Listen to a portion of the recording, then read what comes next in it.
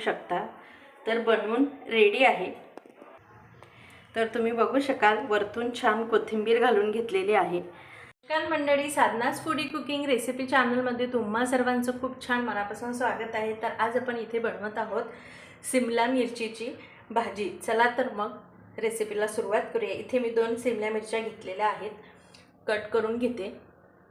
मिरच्या कट करून घेतलेल्या आहे ते 4-5 कढीपत्त्याची पाने, थोडी कोथिंबीर। मी इथे तेल गरम करायला ठेवलेलं आहे।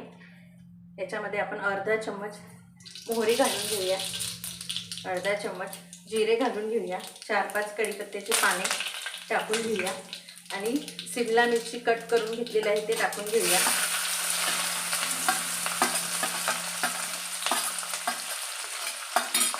आणि छान मिक्स करून घेऊया आणि शिमला मिरची मऊ होईपर्यंत आपल्याला याला छान परतून घ्यायचं आहे। तर बघू शकाल शिमला मिरची छान परतून झालेली आहे। तर आपल्याला याच्यामध्ये कांदा लसूण अजिबात घालायचं नाही आहे। पाव चम्मच हळद घालून घेऊया आणि अर्धा चम्मच लाल तिखट तुम्ही तुमच्या टेस्टनुसार टाकू शकता। मी ही 2 शिमला मिरचीची बनवलेली आहे, तुम्ही जास्तही बनवू शकता जर तुम्हाला जास्त बनवायची असेल तर।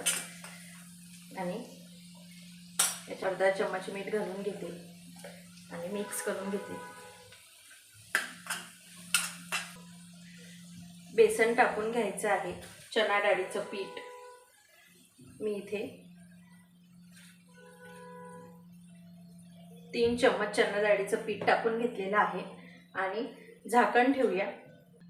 चला तर मग 1 मिनिट आपण झाकण ठेवून दिलेलं होतं। आता छान परतून घेऊया आणि मसाल्यामध्ये तेलामध्ये छान बेसन भाजून घेऊ। 2-3 मिनिट आपल्याला हे बेसन भाजून घ्यायचं आहे। 3 मिनिट छान मी परतून घेतलेलं आहे बेसन। तर दही, अर्धा चम्मच साखर टाकायची आहे आणि छान मिक्स करून घेऊया। मिक्स करून घेतलं की याच्यामध्ये आपल्याला थोडं पाणी टाकून घ्यायचं आहे, जास्त नाही थोडंच टाकायचं आहे। आणि परत सर्व आपण छान मिक्स करून घेऊया। तुम्ही बघू शकाल याप्रमाणे, म्हणजे आपलं बेसन पण शिजतं आणि टेस्ट पण खूप छान लागते। तुम्ही प्रवासात टिफिनला साईडला ही भाजी देऊ शकता, खूप मस्त लागते बिना कांदा लसूण विरहित अशी। आणि वरतून छान कोथिंबीर टाकूया, परत मिक्स करून घेऊया। आपली